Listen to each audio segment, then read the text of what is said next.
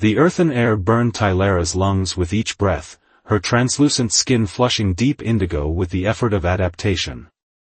She adjusted the atmospheric regulator at her throat, its soft blue glow a stark contrast to the harsh fluorescent lights of the underground research facility. Cradled in her arms, wrapped in a cocoon of temperature-regulated fabric, lay her daughter Shiria, 6 solar cycles old and fighting for every heartbeat. Your unauthorized entry triggered multiple security protocols, ma'am, said the guard, his hand hovering near his weapon. Dr. Foster is on his way, but I should warn you, he doesn't appreciate unexpected visitors. Tylara's multifaceted eyes caught and refracted the light as she looked up. My child is dying. Your protocols mean nothing to me. The laboratory door slid open with a pneumatic hiss. Dar. Nathan Foster stood silhouetted in the doorway, his disheveled appearance betraying many sleepless nights. His eyes widened at the sight of the alien visitors, but Tylara noted with relief that his expression held curiosity rather than fear. Well, he said, removing his glasses, this is certainly a first.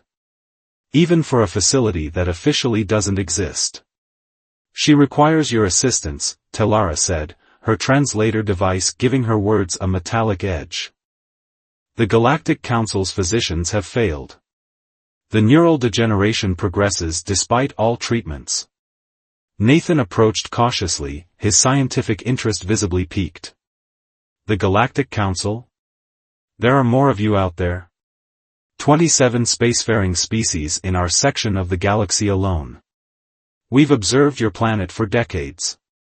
Your research on neural regeneration, it's primitive but promising. Different enough from our approaches that it might succeed where ours has failed. Nathan's eyes narrowed. How do you know about my research?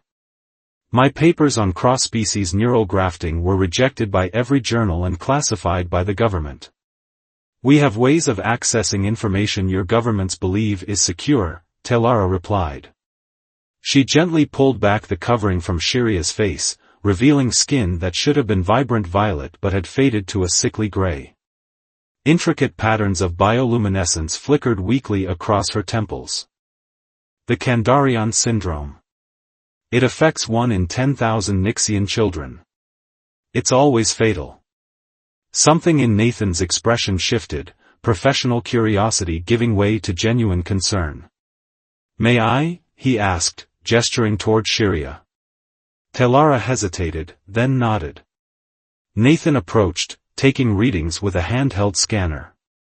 Fascinating neural architecture, similar to human patterns but with significant differences in the temporal regions.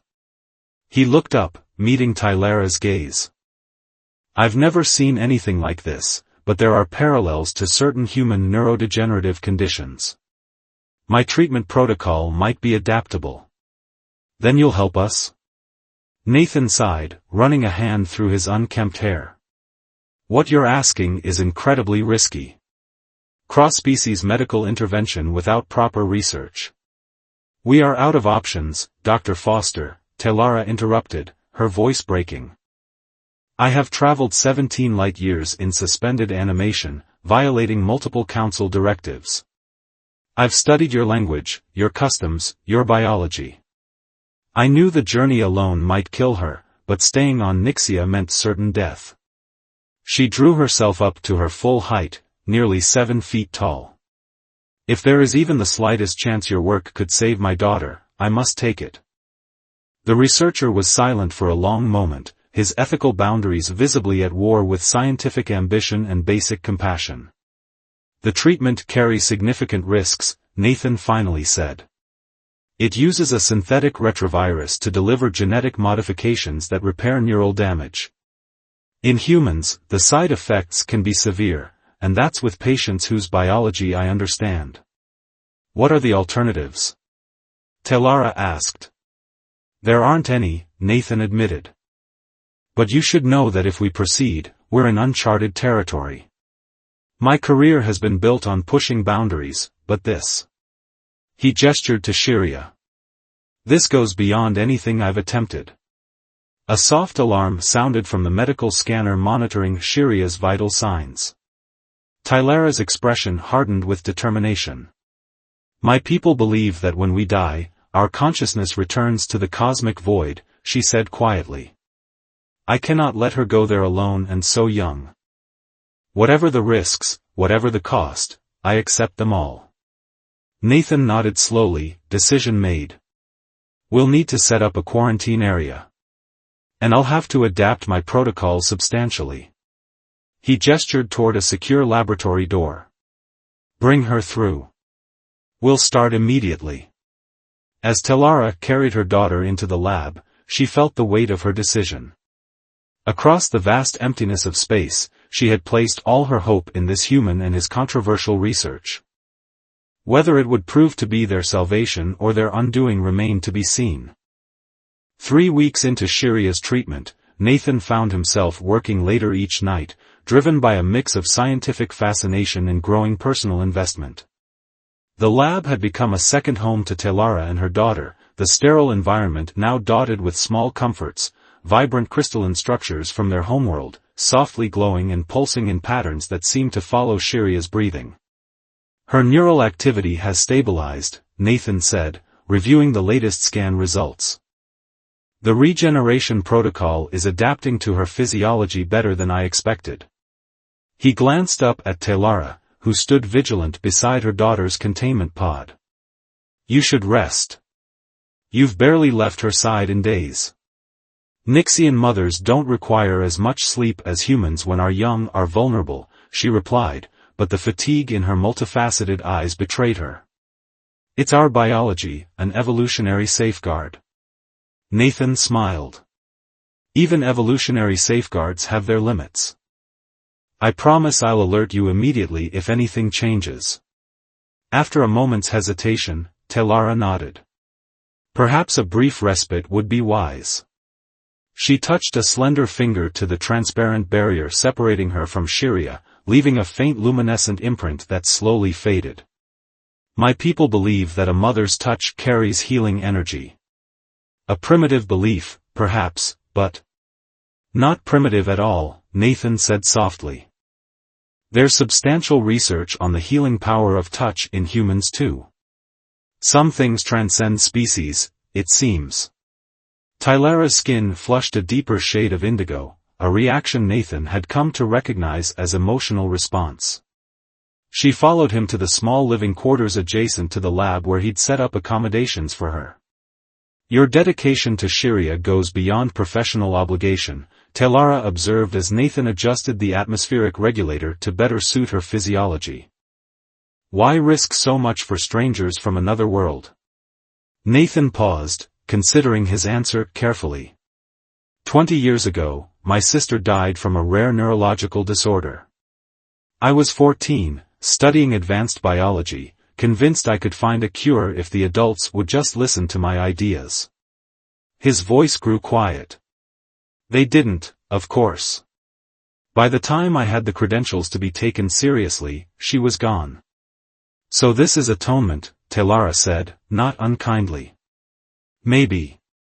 Or maybe it's just what humans do when we see suffering we might be able to prevent. He shrugged.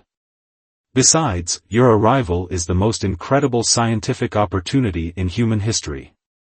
Proof of intelligent extraterrestrial life, advanced interstellar travel, comparative xenobiology, my research will advance by decades. A mutually beneficial arrangement, then, Tylara said with a mild expression that Nathan had learned was her version of a smile. Speaking of which, Nathan retrieved a data tablet from his desk. I've been studying the biological samples you provided. The way your cellular structures process energy is fascinating. Is it true your people can photosynthesize? In a manner similar but not identical to your plant life, yes. Though we still require nutrients your kind would recognize as food. She tilted her head. Your curiosity is relentless, Dr. Foster. Nathan, he corrected gently. After everything we've been through, I think we're past formalities. Nathan, she repeated, the name sounding exotic in her accent. Among my people, sharing one's personal name is an intimate gesture reserved for family and... She paused, searching for the right word, lovers. An unexpected tension filled the room. Nathan found himself acutely aware of Tylara's alien beauty, her luminescent skin catching the low light, the graceful architecture of her features simultaneously familiar and foreign. "What would your people call me, then?" he asked, his voice lower than intended. "Rhavek," she replied. "One who heals the sacred flame, our term for the life force." Her eyes met his. "But I would prefer to call you Nathan." He wasn't sure who moved first, but suddenly the space between them vanished. His hand reached up to touch her face, hesitant, questioning. Her skin was smoother than he had imagined, warm and faintly vibrating with a subtle current he could feel in his fingertips. Tylara's breath caught, her bioluminescent patterns flaring with intensity. Their lips met tentatively at first, then with growing certainty. The kiss was both strange and familiar, her lips cooler than a human's, with a faint taste of something like cinnamon and ozone. Nathan felt a tingling sensation spread through him, a physiological reaction to her alien biochemistry that was not unpleasant, but intensely new. When they finally separated, both were breathing hard. Tylara's skin had shifted to a deep royal purple, patterns of light cascading across her features. "That was..." Nathan began. "Unexpected," Tylara finished. "But not unwelcome." A sudden alarm from the lab shattered the moment. They rushed back to find Shiria's vital signs fluctuating wildly, her small body convulsing within the containment pod. "Seizure activity," Nathan said, immediately shifting to clinical mode. "Her neural patterns are spiking in the temporal region." He rapidly adjusted the treatment parameters, his movements precise despite the urgency. "The retroviral therapy is triggering an inflammatory response in her cerebellum." Tylara pressed against the barrier, her face contorted with fear. "What's happening to her?" "Her body is fighting the treatment," Nathan explained, administering a countermeasure through Shiria's foreline. "It's not rejecting it exactly, but integrating it too rapidly." He studied the readings with growing concern. "There's something else happening here that I don't understand." Gradually, Shiria's convulsions subsided. Her vital signs stabilized, but the neural activity patterns displayed on the monitor had fundamentally changed, more complex, more intense. "She's stable," Nathan said, but his expression remained troubled. "But these readings, they're unlike anything I've seen before. The neural pathways are reorganizing in ways I didn't anticipate." "Is she in danger?" Tylara asked, her voice tight with fear. Nathan hesitated. "I don't think so, not immediately.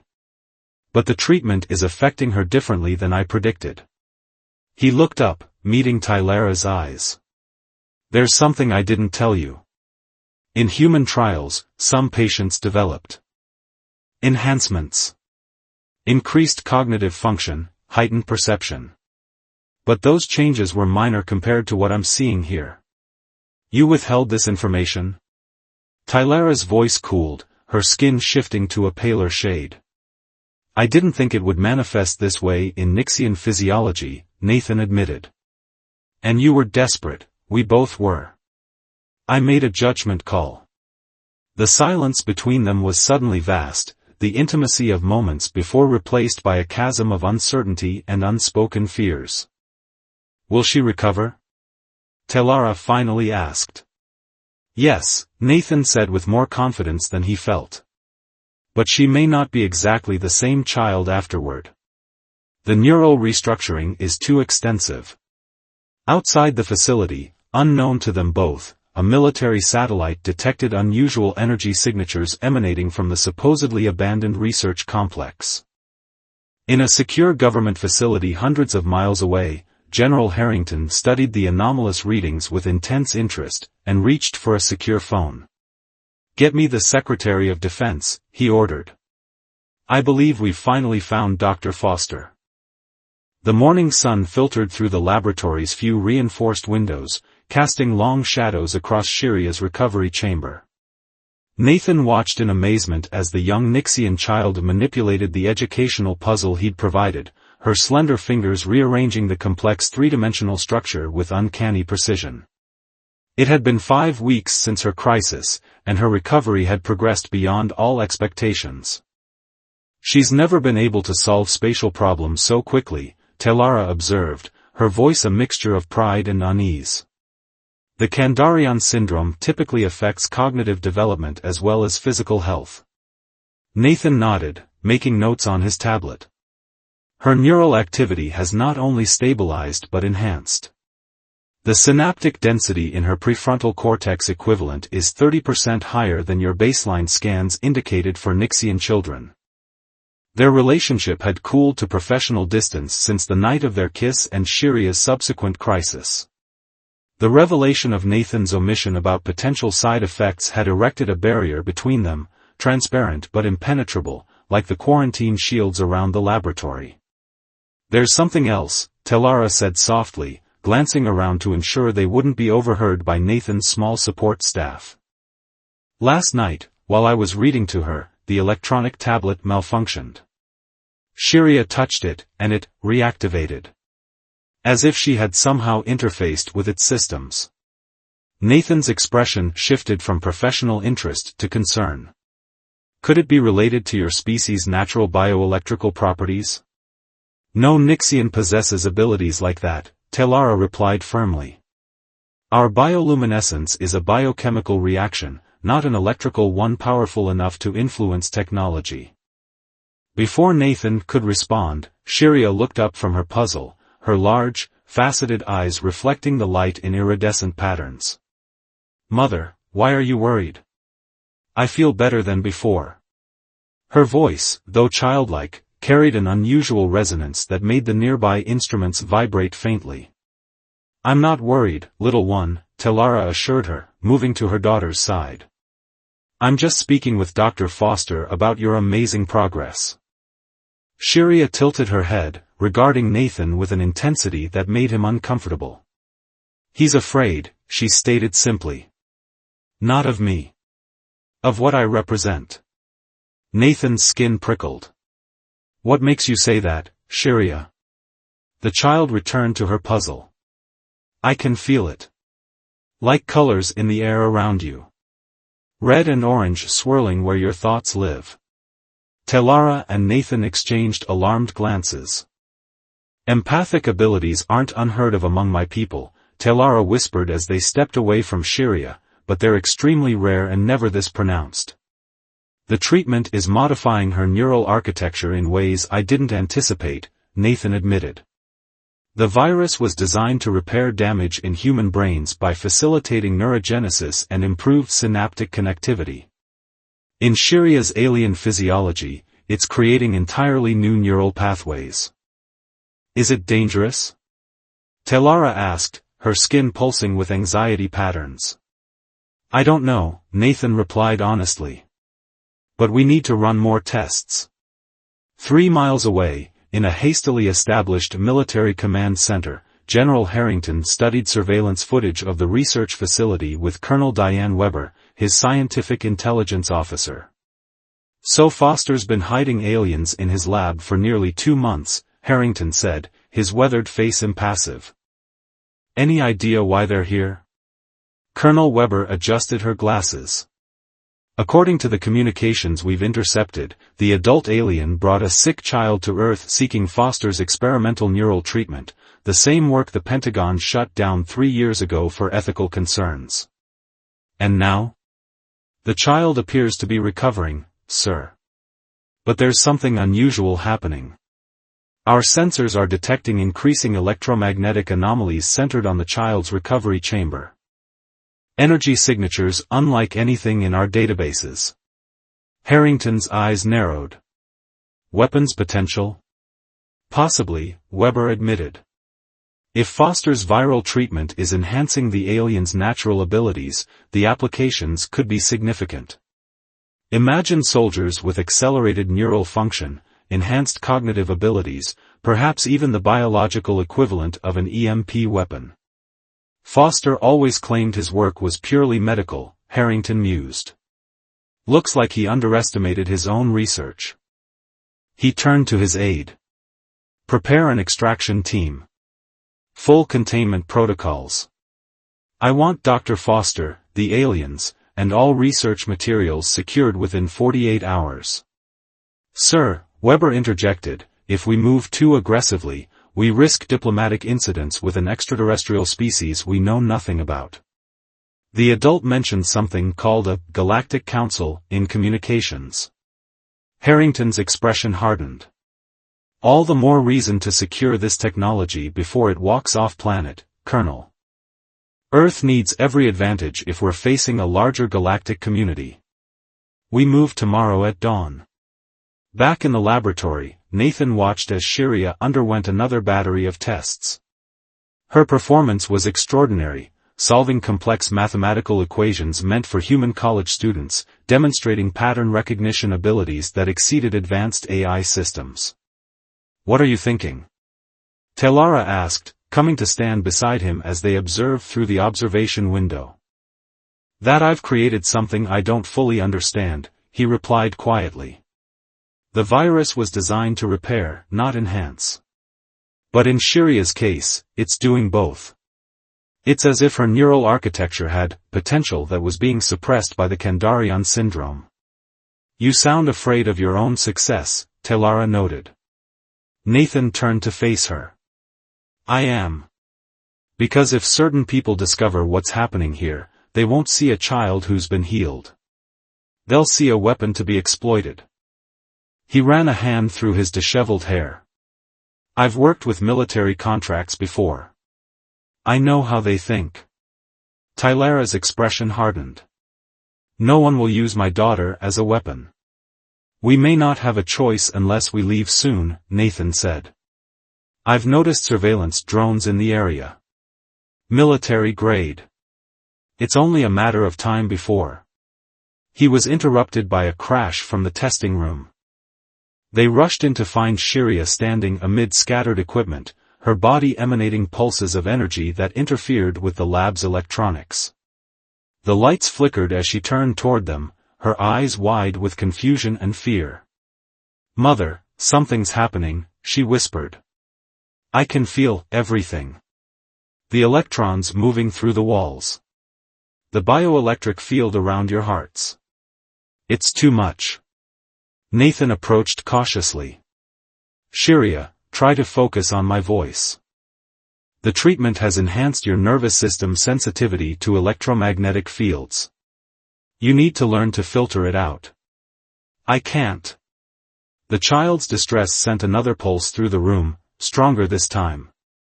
Computer screens cracked, and the facility's power fluctuated dramatically. It's getting stronger. I can feel the machines in the forest outside. People watching us. Telara rushed to her daughter, wrapping her arms around the trembling child despite the painful static shock that greeted her touch. I'm here, little one. Focus on me. Gradually, Shiria's emanations subsided as she nestled against her mother. The electromagnetic disturbance faded, leaving the room in semi-darkness as emergency power systems engaged. This is beyond anything I anticipated, Nathan said, examining the damaged equipment. She's developing abilities that have no basis in either human or Nixian physiology. The treatment is still evolving within her, Telara realized, stroking her daughter's head. Each time she has an episode, her abilities increase. Nathan's expression grew grave. We need to leave. Now. The energy surge will have been detected. If the military was suspicious before, they'll be mobilizing after this. Where can we go? Telara asked. Your planet's authorities will be searching for us. Nathan moved to a secure terminal that had survived the surge. I still have contacts, other researchers who disagree with military oversight of scientific advancement. They can help us reach my secondary facility in the mountains. He began rapidly typing commands. We need to erase all research data here and move Shiria before dawn. As they prepared for evacuation, Shiria looked up at her mother, her young face suddenly aged by understanding beyond her years. "They're coming for us," she said simply. "Many minds, all focused on one purpose. They want to take me apart to see how I work." Tylara's protective instincts flared, her skin darkening to a midnight blue that signaled danger in her species. "No one will take you from me," she promised, holding her daughter tighter. Nathan watched the alien mother and child, witnessing the fierce protection that transcended species barriers. In that moment, he made a decision that would forever alter his relationship with his own kind. "We have until dawn," he said, his voice firm with resolve. "By then, we'll be ghosts." Outside, the perimeter sensors silently logged the approach of unmarked vehicles as the first hints of military presence established a cordon around the facility. The confrontation that would determine all their fates was now inevitable. The pre-dawn mist clung to the forest surrounding the research facility, shrouding the movements of both the fleeing trio and the military units tightening their perimeter. Nathan guided Tylara and Shiria through a maintenance tunnel he'd prepared as an emergency exit years ago, paranoia that was now proving justified. "The transport is half a mile ahead," he whispered, checking the small device that scrambled their thermal signatures. "My colleague Vivian should be waiting with supplies and false identification." Tylara moved with fluid grace despite the bulky environmental regulator strapped to her back. Shiria followed closely behind, uncharacteristically quiet. The child's skin had taken on a silvery sheen in the past few hours, another unexpected manifestation of her evolving condition. "They're spreading out in a standard search grid," Shiria suddenly announced, her voice eerily calm. 27 minds, focused on finding us. 3 helicopters with thermal imaging approaching from the east. Nathan stared at her. "How could you possibly know that?" "I can sense them," she replied simply. "Their thoughts are loud. Especially the leader, a man who thinks of himself as a guardian, protecting Earth from what he doesn't understand." "General Harrington," Nathan muttered. "I've dealt with him before. He sees threats everywhere, especially in scientific advancement he can't control." A twig snapped nearby, and they froze. The beam of a tactical flashlight swept just yards from their position. Tylara pulled Shiria closer, her maternal instincts heightening her already alert senses. "Don't move," Nathan breathed, barely audible. 2 soldiers in advanced combat gear moved through the underbrush, their weapons equipped with night vision optics. As they approached, Shiria's skin began to pulse with faint bioluminescence, a stress response she couldn't control. "I'm detecting an energy signature," one soldier said into his communication device. "Sector 7, grid coordinate 35. Nathan's eyes met Tylara's in silent panic. Discovery now meant capture, or worse. Shiria looked up at her mother, then at Nathan, her young face resolute. Before either adult could stop her, she stepped slightly away and raised her small hand. "Shiria, no," Tylara began, but it was too late. A subtle wave of energy pulsed from the child's extended palm. The soldiers stopped moving, their eyes glazing over. Their weapons lowered as they stood perfectly still. "They won't see us now," Shiria said, her voice strained with effort. "I've redirected their perception. We should hurry, I can't maintain this for long."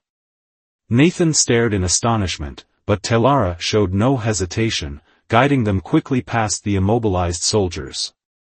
Once clear, Shiria released her influence, nearly collapsing from the effort. Nathan caught her small form, lifting her easily. "Her abilities are evolving at an exponential rate," he whispered to Tylara as they continued their escape. "The neural enhancements are integrating with her natural Nixian biology in ways I never anticipated." "Is she in danger?" Tylara asked, her voice tight with concern. "I don't know," Nathan admitted. "Her body is changing to accommodate these new abilities, but the strain is significant. We need to stabilize her condition as soon as possible." They reached a small clearing where a nondescript electric vehicle waited. A woman with steel-gray hair stepped out, her movements cautious but decisive. "Cutting it close, Nathan," she said, her eyes widening at the sight of the aliens. "When you said unusual patience, you weren't exaggerating." "Vivian, meet Talara and Shiria," Nathan said hurriedly. "Explanations later. Are we clear to your facility?" "For now," Vivian replied, helping them into the vehicle. "But satellite coverage will pick up this vehicle within 20 minutes. We'll need to switch transport twice to reach the mountain lab." As they drove away from the research complex, an explosion illuminated the pre-dawn sky behind them. Nathan turned to see flames engulfing his former laboratory. "They're destroying the evidence," he said grimly. "Erasing any trace of what happened there. Including any record of your cure," Talara noted, her expression pained. "The cure lives in Shiria now," Nathan replied. "And in whatever data I was able to transfer before we left. It's not lost, just hidden." In the emergency command center established near the burning research facility, General Harrington received the disturbing report from his field units. "Two men experienced some kind of mental influence, sir," Colonel Weber explained, clearly uncomfortable with the terminology. "They report 4 minutes of lost time, during which the targets passed within feet of their position." "Telepathic interference?" Harrington questioned, his tone making it clear how ridiculous he found the concept. "Unknown, sir. But the men's neural scans show unusual activity consistent with externally induced suggestibility." Weber handed him a tablet displaying brain scan images. Whatever happened, it wasn't conventional technology. Harrington's jaw tightened. "The extent of Foster's experimentation is worse than we thought. These aliens aren't just visitors, they're potential infiltrators with abilities we can't counter." He turned to his communications officer. "Elevate this to a national security threat. Full resources authorization. I want satellite tracking, predictive movement algorithms, and checkpoints on every major road within a 100-mile radius." "Sir," Weber interjected, "we still don't know their intentions. The intercept suggested they came seeking medical help, not."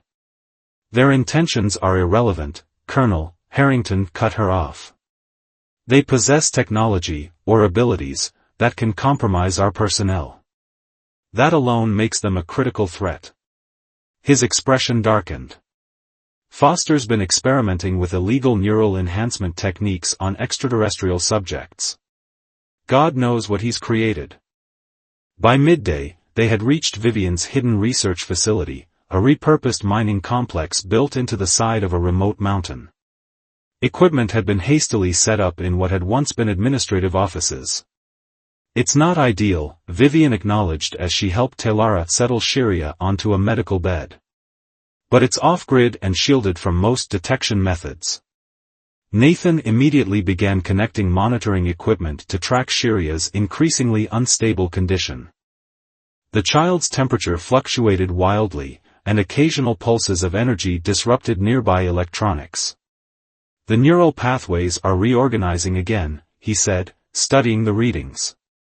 "It's as if her brain is rewiring itself to accommodate the new abilities, but the process is chaotic, uncontrolled." Talara hadn't left her daughter's side, her own vital signs showing signs of stress from the prolonged exposure to Earth's environment. "Can you stabilize her?" "I'm trying," Nathan replied, administering a specialized compound through an 4-line. "This should slow the neural reorganization, give her body time to adjust." As the medication entered Shiria's system, her eyes suddenly opened wide.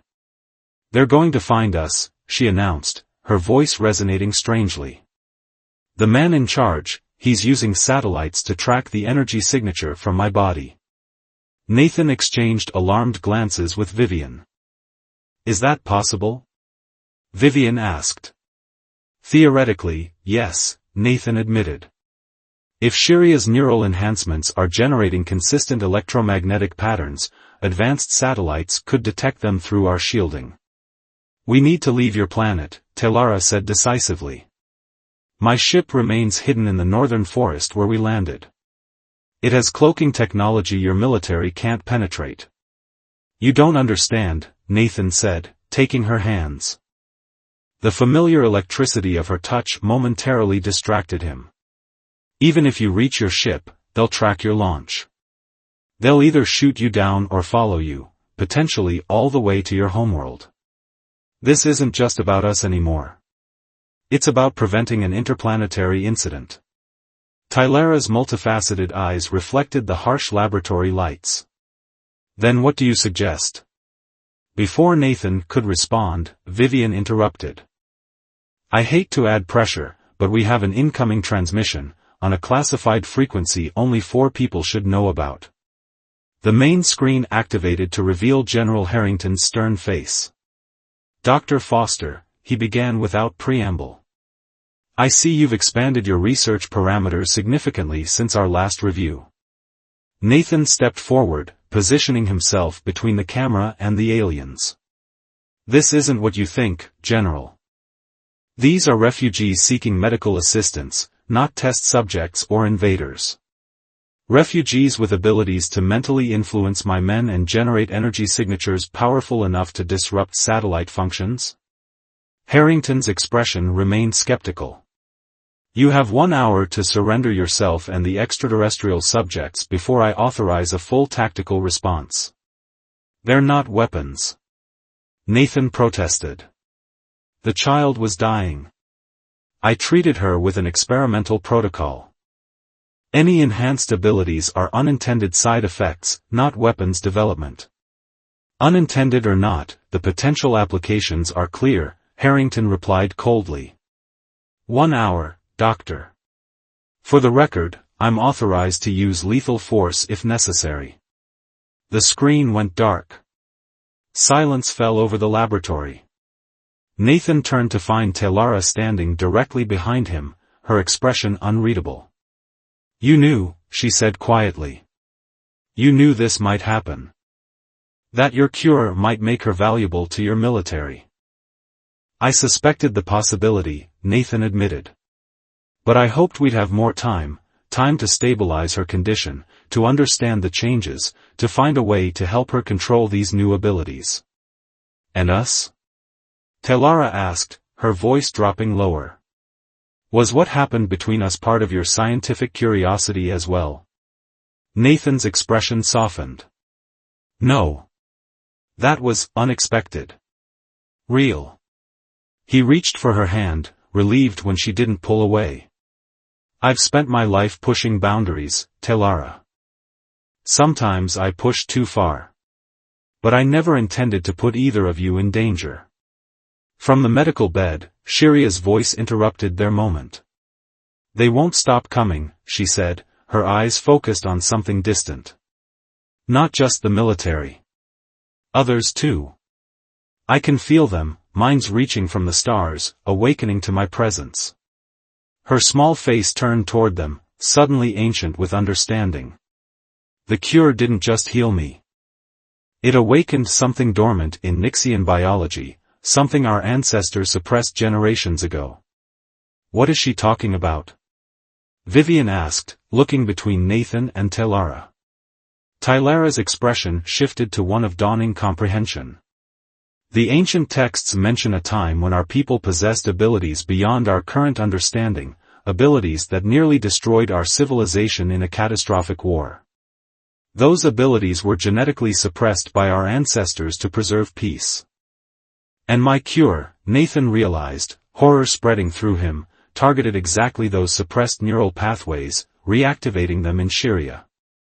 He turned to Telara. I didn't just heal your daughter. I may have reawakened evolutionary abilities your people deliberately buried. The full implications hung in the air between them, the threat not just from Earth's military, but from how this development might affect the wider galactic community. If Shiria represented the re-emergence of powers deliberately suppressed, what would the Galactic Council do to prevent their spread? We have less than an hour, Vivian reminded them. Whatever we're going to do, we need to decide now. Nathan looked from Talara to Shiria, then back at the blank screen where Harrington's threat still lingered. Two worlds were now on a collision course, and he stood at the epicenter of the coming impact. "I have an idea," he said finally. "But it's risky, and we'll all need to trust each other completely." As military forces converged on their location and distant alien minds turned their attention toward Earth, Nathan outlined a desperate plan that would either save them all or destroy everything he had ever worked for. The mountain facility hummed with tension as the countdown to General Harrington's deadline ticked away.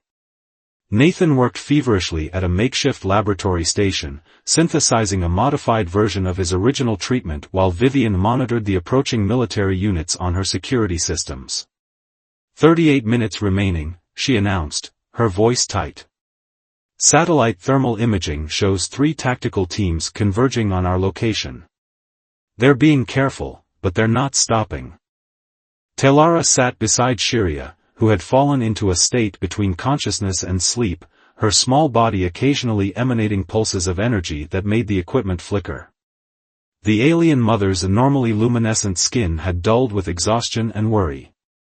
"Are you certain this will work?" she asked Nathan, her multifaceted eyes reflecting the laboratory's harsh lighting. Nathan paused, looking up from the centrifuge. "In theory, yes. The modified retrovirus should target the same neural pathways as the original treatment, but instead of enhancing them, it will stabilize them, preventing further evolution while maintaining the healing effects." "And the abilities she's already developed?" Talara pressed. "They should gradually diminish to manageable levels," Nathan replied, though his expression betrayed uncertainty. "But Talara, you need to understand, this is experimental science built upon experimental science. The risks are significant." "More significant than being captured by your military?" she asked, her voice carrying a bitter edge. "Or having the Galactic Council discover that a dormant threat to their peace has been reawakened in my child?" Nathan moved to her side, abandoning his work momentarily. "I created this situation," he admitted. "I was so focused on saving Shiria that I didn't fully consider the consequences. But I promise you, I will fix this, whatever it takes."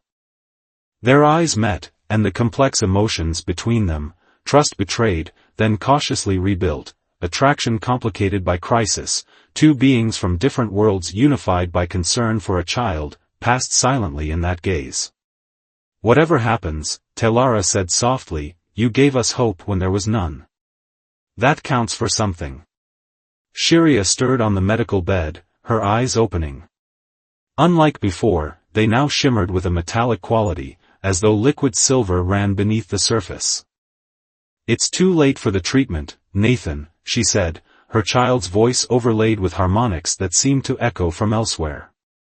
"I can see it now, the pattern of what's happening. The changes aren't just in my body, they're reaching beyond it." "What do you mean, little one?" Talara asked, brushing a hand across her daughter's forehead. "The cure awakened something that connects all Nixians," Shiria explained with unnerving clarity. "Something that exists in the space between thoughts. The more it grows in me, the more it reaches toward others of our kind." Her silver eyes fixed on Nathan. "Your virus doesn't just change biology, it changes the boundary between mind and matter." Nathan's scientific mind raced to process this revelation. "A quantum entanglement effect," he murmured. "The treatment is somehow facilitating connections at the quantum level between similar neural structures.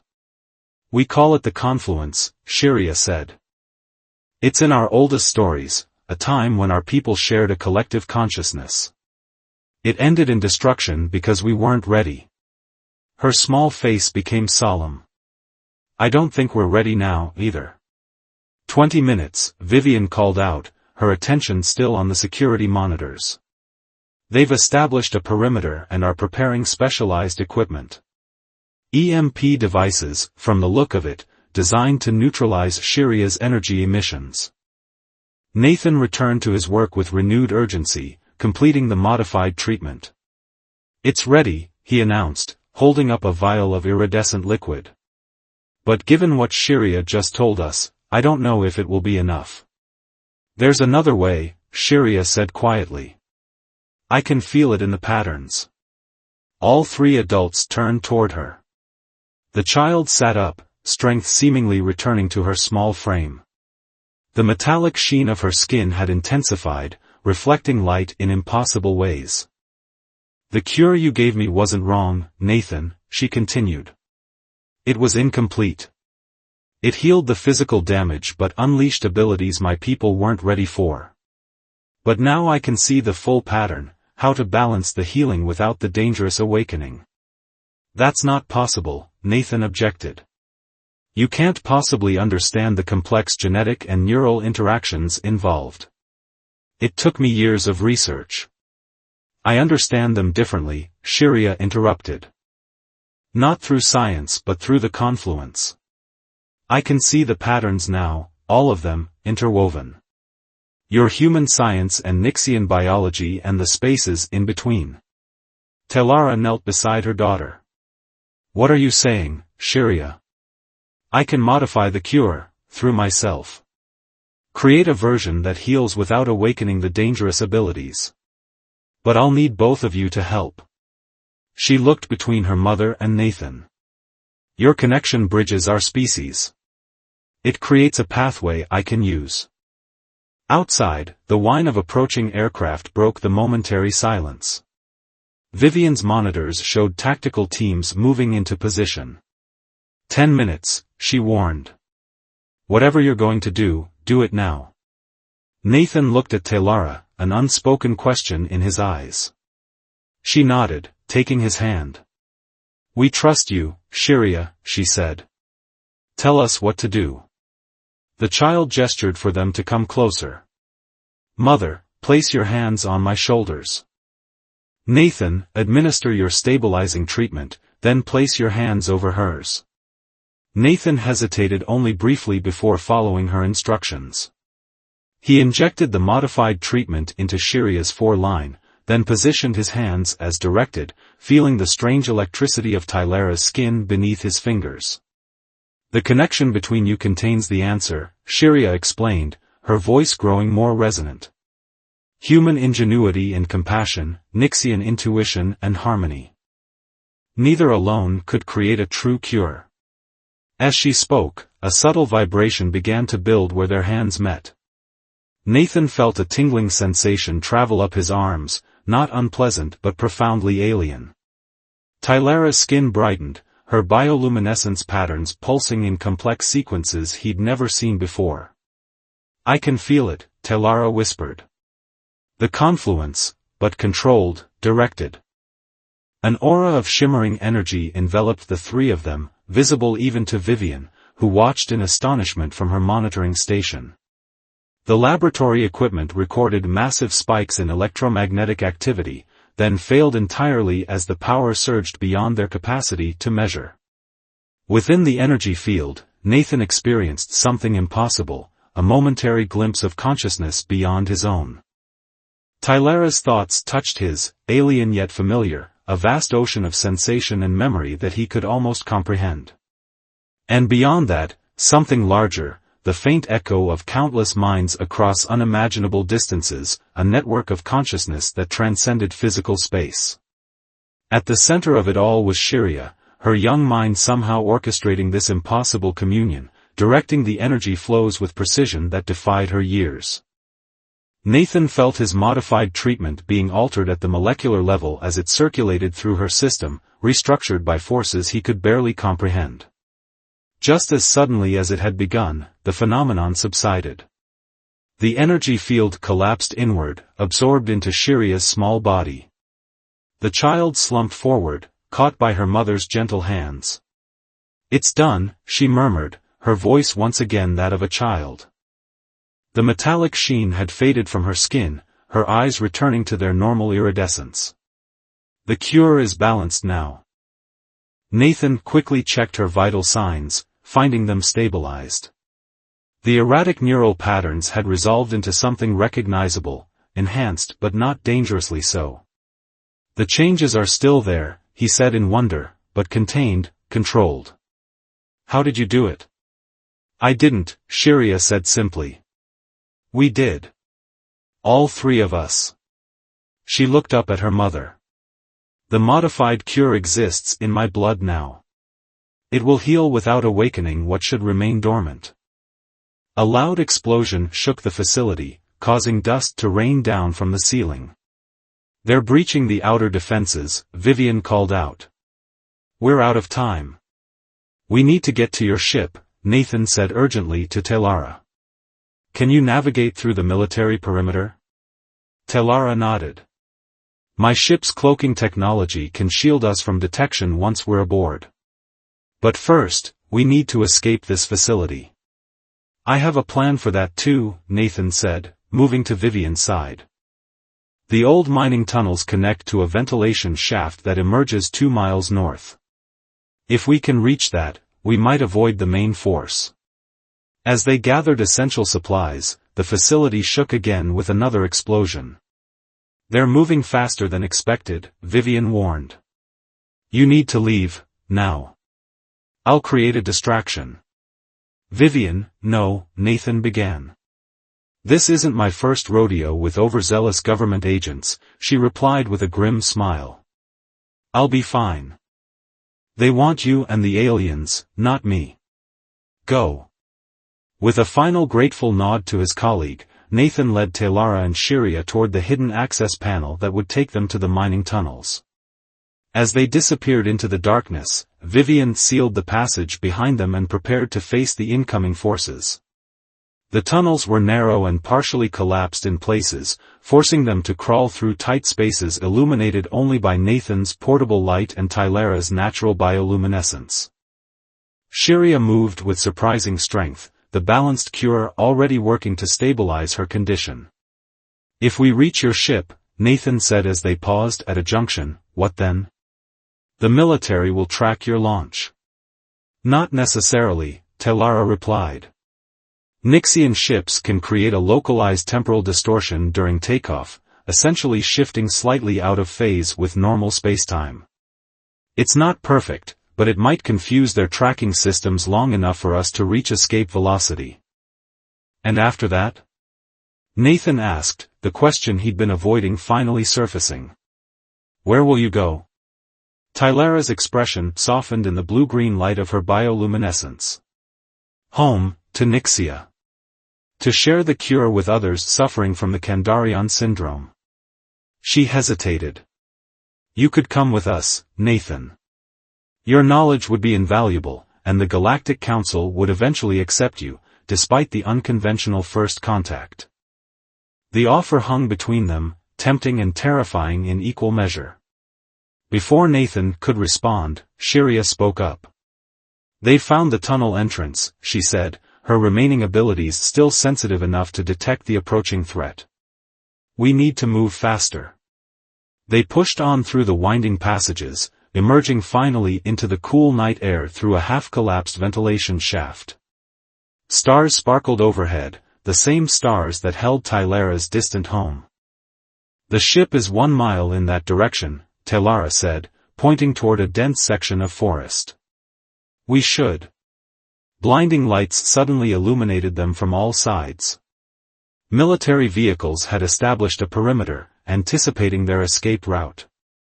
General Harrington stepped forward, flanked by armed soldiers. Dr. Foster, he said coldly.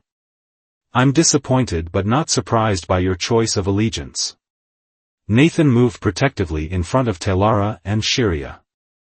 This isn't about allegiance, General. It's about doing what's right.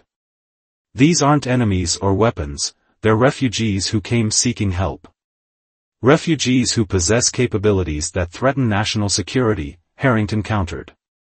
The child's abilities alone represent technology decades beyond our current understanding. Technology that's been stabilized, Nathan argued. The enhancements were an unintended side effect, one we've now corrected. Shiria poses no threat to Earth or anyone else. Harrington's expression remained skeptical.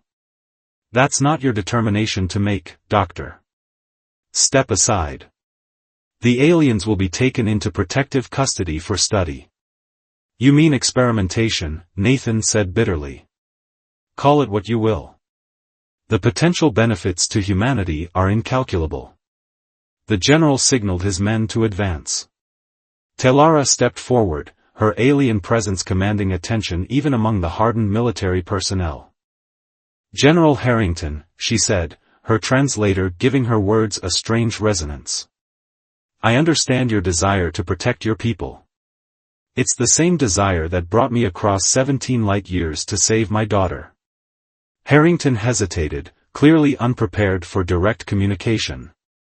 The cure that saved Shiria exists now in a balanced form, Telara continued. One that heals without creating unpredictable abilities. I am prepared to share this with your people, as a gesture of peaceful contact between our worlds. Mother, no, Shiria protested. The Council forbids sharing advanced technology with pre-contact species. This is different, Telara replied gently. The cure was created through cooperation between our species. It belongs to both worlds. She turned back to Harrington. In return, we ask only for safe passage to our ship and your word that you will approach the Galactic Council through proper diplomatic channels when you're ready. Nathan watched the general's face, seeing the calculations running behind his eyes, the immediate value of capturing them versus the long-term potential of peaceful diplomatic contact and shared medical technology. The cure could save millions of human lives, Nathan added quietly. People suffering from neural degeneration, brain injuries, developmental disorders. That's what my research was always meant for, General. Not weapons, healing. Long seconds passed in tense silence. Finally, Harrington lowered his hand. Stand down, he ordered his men.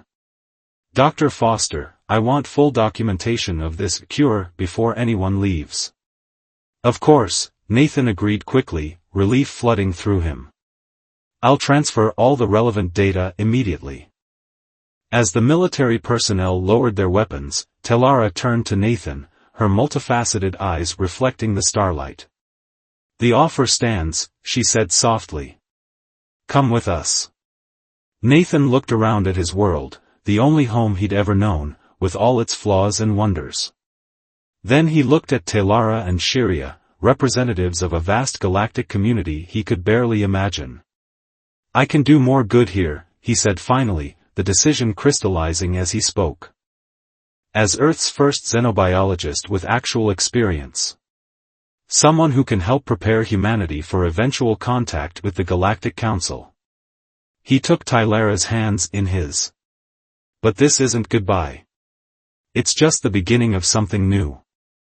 The patterns show we'll meet again, Shiria said with childlike certainty. When both our worlds are ready. Under the watchful but now less hostile eyes of Harrington's forces, Nathan transferred the complete data on the balanced cure to Earth's systems. What might have been weapons research would now become the foundation for a medical revolution, and eventually, the basis for Earth's first positive contact with the wider galactic community. As dawn broke over the mountains, Tylara's ship decloaked, a sleek vessel of impossible curves and materials that seemed to absorb rather than reflect light. Nathan stood with Harrington and his officers, watching as Telara and Shiria prepared to depart. You're making the right choice, Doctor, Harrington said quietly. Earth needs you here. I'm not doing it for Earth, General, Nathan replied. I'm doing it for all of us, humans and Nixians and whatever other species are waiting out there. Because the true cure was never just about healing Shiria's illness. Then what was it about? The General asked.